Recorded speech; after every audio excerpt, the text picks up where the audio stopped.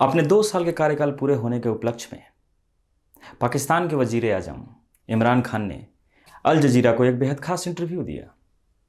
वो सच के कितना करीब थे और सच के कितने दूर, आइए जानते हैं इस बात को। और इसी तरह से अफ़गानिस्तान तालिबान डील के चर्चा में ही भारत का नाम आया, और जब भारत का नाम आना है, जब इंडिया का नाम आना है, तो कश्मीर का मुद्दा तो ज़रूर आना है। और कश्मीर का मुद्दा तो वैसे भी प्रधानमंत्री इमरान खान का फेवरेट है।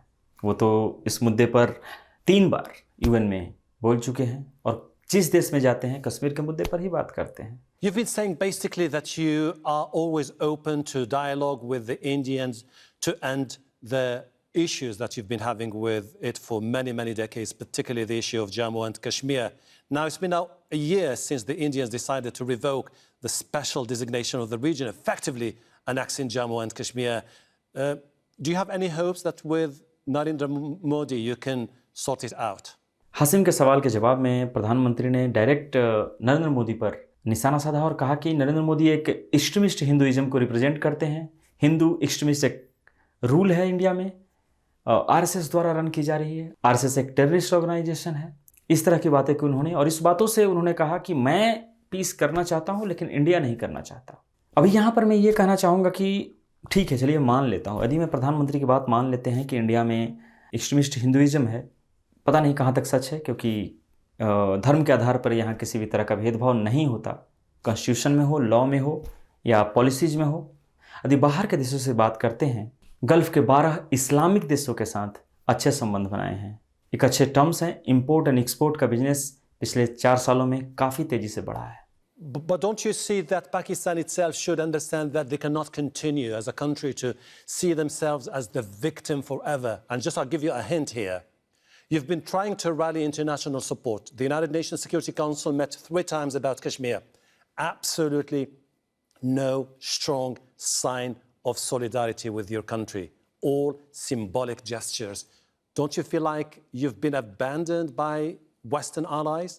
प्रधानमंत्री से हाशिम ने अगला सवाल ये किया कि कब तक आप इंडिया को ब्लेम करते रहेंगे, इंडिया की गवर्नमेंट को ब्लेम करते रहेंगे, कब तक पाकिस्तानी आवाम खुद को एज विक्टिम देखती रहेगी। हासिम ने ये बताया कि 3 बार आप यूएन में कश्मीर के मुद्दे को लेकर गए। 50 देशों ने सिंबॉलिक सपोर्ट दिया, just gesture, okay I am with you, but actually किसी ने भी सपोर्ट नहीं दिया एक्सेप्ट चाइना। तो क्या आप इस्लामिक देशों के समूह से भी अलग होते जा रहे हैं? Sure. The reason why the world or certain parts of the world are not responding, because unfortunately countries worry about their commercial interest. They look upon India as a huge market, and so they are willing to ignore this huge travesty of justice that is taking place there. It doesn't mean that we will sit down quietly and accept this. We will keep trying. Hashim के ये पूछे जाने पर कि आपको कुछ support क्यों नहीं कर रहा, तो प्रधानमंत्री ने कहा कि कश्मीर का मुद्दा इंपॉर्टेंट है, कश्मीर का मुद्दा ह्यूमैनिटेरियन बैकग्राउंड पे है, लेकिन लोग मुझे सपोर्ट नहीं करके इंडिया को सपोर्ट कर रहे हैं क्योंकि वहाँ इकोनॉमिकल फ़ायदा देख रहे हैं। क्या पाकिस्तान को भी इसी मुद्दे को लेकर चलना चाहिए हमेशा, और ये उम्मीद करनी चाहिए कि सबसे उन्हें सपोर्ट मिले? कश्मीर का मुद्दा भारत और पाकिस्तान का मुद्दा है। कश्मीर का मुद्दा यूएई का मुद्दा नहीं है। कश्मीर का मुद्दा सऊदीया का मुद्दा नहीं है। कश्मीर का मुद्दा रसिया और यूएसए का मुद्दा नहीं है। तो आप क्यों उम्मीद करना चाहते हैं कि वो उसी तरह से सपोर्ट करें और उसी तरह से विरोध में उतरें? और सवाल यह है कि इस मुद्दे के दम पे कितने दिन तक अपनी आवाम को जिंदा रख पाएंगे आप? दुनिया तेजी से बदल रही है। अब आमने सामने के न्यूक्लियर वार नहीं हो रहे हैं, अब इकोनॉमिकल वार हो रहे हैं। एक दूसरे को इकोनॉमिकल नुकसान पहुंचाया जा रहा है, धक्का दिया जा रहा है और एक दूसरे से ऊपर आने की कोशिश की जा रही है इकोनॉमी बेसिस पे। तो पाकिस्तान क्यों नहीं खुद को इस तरह से देख रहा है? कब तक इस कश्मीर के मुद्दे को लेकर चलता रहेगा? I understand your anger and understand your frustration. Is it the reason why your foreign minister delivered an unprecedented sharp rebuke of the Organization of the Islamic Countries about Kashmir in particular, to the point where the Saudis were really angry about what your foreign minister said? Hashim, first of all, it's not frustration. I believe that countries struggle. Yes, we wanted OIC to take a more front role in this whole thing. Yes, we did. But let me make it clear. Saudi Arabia will always be a friend of Pakistan. But yes, we want OIC to take a bigger role in this whole thing. प्रधानमंत्री के इस frustration को recognise करते हुए हासिम ने यह कहा कि क्या आप इस बात से फ्रस्ट्रेटेड हैं, सिर्फ अदर देश ही नहीं, ओआईसी के मेंबर्स भी आपको सपोर्ट नहीं कर रहे हैं? और इसके जवाब पर जाने से पहले हम समझते हैं कि ओआईसी है क्या। ऑर्गेनाइजेशन ऑफ इस्लामिक कंट्री एक 57 देश की एक ऑर्गेनाइजेशन है जो इस्लामिक मेजॉरिटी कंट्री है। ओआईसी का मेंबर पाकिस्तान भी है, लेकिन 2019 मई के 46th कॉन्फ्रेंस में ओआईसी ने इंडिया को एज ऑब्जर्वर पहली बार 5 दशक में 5 डेकेड्स में पहली बार इंडिया को एज ऑब्जर्वर इनवाइट किया, और ये पाकिस्तान के लिए सबसे बड़ी डिफीट थी। पाकिस्तान इस पे ओवर रिएक्ट कर गया। पाकिस्तान के फॉरेन मिनिस्टर ने शार्प मैसेज में कहा कि यदि इंडिया को एज ऑब्जर्वर हटाया नहीं जाएगा तो ओआईसी को तोड़ देंगे। और आई गेस ये स्टेटमेंट जो है कि ऑर्गेनाइजेशन ऑफ इस्लामिक कंट्रीज, इस ऑर्गेनाइजेशन को तोड़ देने की बात पाकिस्तान ने कही, ये gulf country Saudi Arabia and UAE ने अच्छे तौर पे नहीं ली, और तभी से ये हालात खराब होने शुरू हो गए, सपोर्ट मिलना बंद हो गया। आइए देखते हैं इसका रिस्पॉन्स कैसे दिया प्रधानमंत्री ने।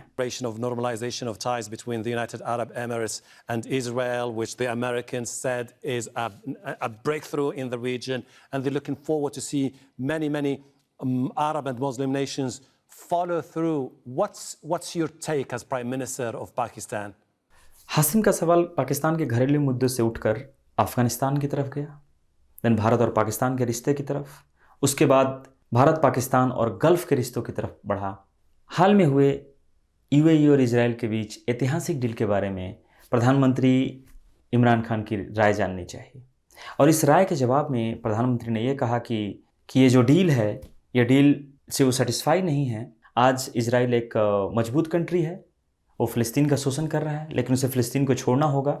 जिस तरह से भारत और गल्फ़ कंट्री के मुद्दों के बीच में इमरान खान कश्मीर को लेकर आए, उसी तरह से इजराइल और गल्फ़ कंट्री के बीच में फ़िलिस्तीन को लाना नहीं भूले वो, जो मेरे हिसाब से अननेसेसरी था। इस सवाल के पीछे छुपे एक दूसरे सवाल कि यदि इजराइल और यूएई के बीच में संधि हो सकती है, जो इम्पॉसिबल समझा जाता था, क्या इसी प्रकार का डील भारत और पाकिस्तान के बीच में हो सकता है?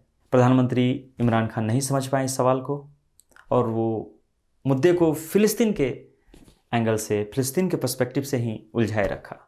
Where does the economic corridor stand now? We're talking about an unprecedented mammoth project estimated at something like $62 billion.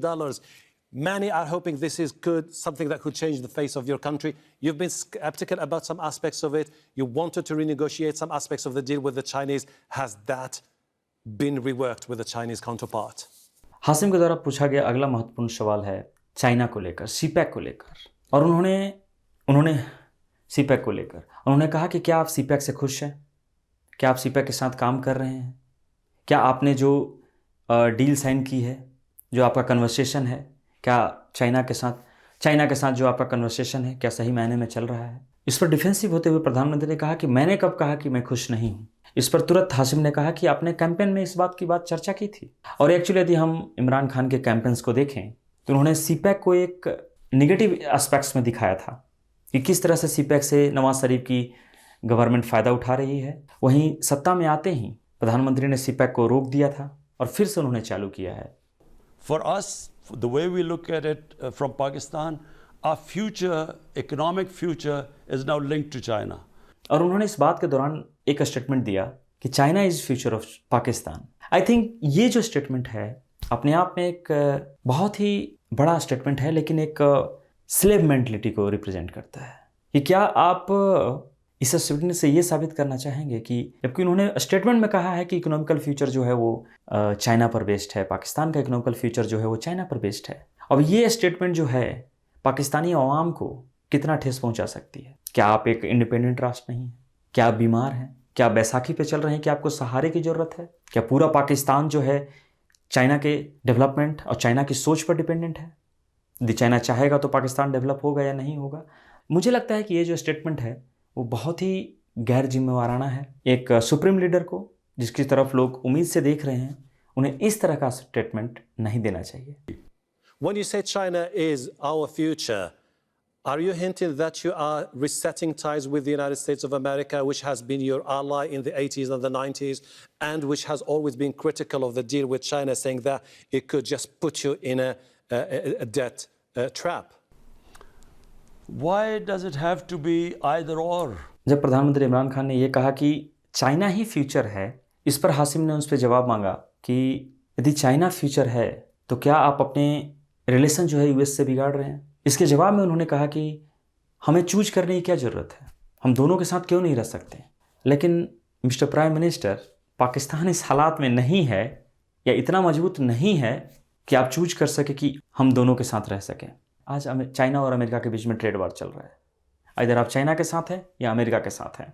और वैसे भी आपने साबित कर दिया है, सीपैक के थ्रू आपने साबित कर दिया है कि आप चाइना के साथ हैं। सऊदी अरेबिया ने $1 बिलियन की आपसे डिमांड की और आपने चाइना से लोन लेकर उन्हें लोन वापस किया। आपके चाइना के तरफ झुकाव होने की वजह से 1 साल के अंदर ही लोन 3.2 बिलियन की वाइल डील जो है सऊदी अरेबिया ने पाकिस्तान से की थी वो रद्द कर दिया। और हाल ही में सऊदी अरेबिया के फाइनेंस मिनिस्टर से पाकिस्तानी जनरल कमर जावेद बाजवा ने मुलाकात की ताकि डील को कंटिन्यू किया जा सके। पाकिस्तान के घरेलू मुद्दों से लेकर इंटरनेशनल मुद्दों पर बात करते हुए आखिरी में हासिम ने एक बहुत ही बेहतरीन सवाल पूछा है पाकिस्तानी अवाम की तरफ से। Mr. Prime Minister, this is going to be my last question to you. If you remember those who voted for you, those who had faith in you, those who saw you as an outsider, not affiliated with the traditional political dynasties of Pakistan, those who had genuine hope that Pakistan tomorrow will look different, modernized, transparent, efficient in terms of economy, and moving forward, departing from the past. Your country, unfortunately, till now, and its political elite in particular, is trapped in a past mindset. And you know, you must agree with me that you have this very small window to change the country. Otherwise, it's going to be too late. Do you have that feeling? Are you concerned about that potential? What are you going to tell the people who are going to vote for you in 2 years from now? Imran Khan को address करते हुए उन्होंने कहा कि आपको एक उम्मीद की तरह देखा है पाकिस्तानी जनता ने। आप किसी डायनेस्टी या किसी वंशवाद से बिलोंग नहीं करते हैं। आपको एक होप की तरह देखा और पाकिस्तानी अवाम एक नए पाकिस्तान को देखना चाहती है जो मॉडर्नाइज हो, इकोनॉमिकली स्टेबल हो, ट्रांसपेरेंट हो, दुनिया के दूसरे देशों की तरह आगे बढ़ रही हो। और इस बहुत ही बेहतरीन सवाल के साथ उन्होंने एक और चीज़ जोड़ा है कि जहां आपने 2 साल में कुछ भी डिलीवर नहीं किया है, अब एक छोटा सा नैरो सा दायरा बच गया है अपने आप को प्रूफ करने का कि जब आप दोबारा जब जनता के पास जाएं तो यह कह सके कि आपने पुराने वादे निभाए थे। Hashim, I don't look upon Pakistan like the way you're saying you have a small window. I think Pakistan is a country of tremendous potential. अवाम की तरफ से पूछे गए इतने बेहतरीन सवाल को मिस कर दिया प्रधानमंत्री ने और उन्होंने कहा कि पाकिस्तान के पास नैरो विंडो नहीं है, पाकिस्तान इस तरह से खुद को नहीं देखता, पाकिस्तान की इकोनॉमी में पोटेंशियल है। जबकि हासिम ने ये पूछा कि आपके पास नैरो विंडो है, आपके पास कम समय है खुद को प्रूफ करने का कि दोबारा आप जनता के पास वोट मांगने जाएं, उससे पहले आप ये प्रूफ करें कि जो वादा किया है वो निभाएं। जिस कल के पाकिस्तान की, जो नए पाकिस्तान का जो वादा किया था वो निभाएं, उससे कहीं दूर हैं आप वही पुराने फ्रेमवर्क में फंसे हुए हैं, वही सेम मानसिकता, वही विक्टिमहुड, भारत को ब्लेम करना, कश्मीर के मुद्दे को हर जगह पर कश्मीर के मुद्दे को उठाना। इसके जवाब में प्रधानमंत्री ने कहा कि उन्हें करप्शन खत्म किया है। और इसमें डीप में जाना नहीं चाहूँगा मैं, क्योंकि शुरू में ही मैंने जहांगीर खान तरीन और असीम सलीम बाजवा जैसे एग्जाम्पल आपके सामने पेश किए। उन्होंने कहा कि हम हेल्थ इंश्योरेंस को लेकर आए हैं, पहली बार हेल्थ सेक्टर में ज़्यादा काम कर रहे हैं। और प्रधानमंत्री के इस जवाब में मैं कुछ फैक्ट सामने रखना चाहूँगा। पाकिस्तान के बजट 2020 में डिफेंस को 1289 बिलियन रुपीज़ प्रोवाइड किया गया है, जो पिछले बजट से 2019 के बजट से 12% ज़्यादा है, जिसमें 600 बिलियन रुपीज़ एडिशनल हैं सेना के डेवलपमेंट के लिए और सेना के पेंशन्स के लिए। सो टोटल बजट में 1900 बिलियन सिर्फ सेना को जाता है।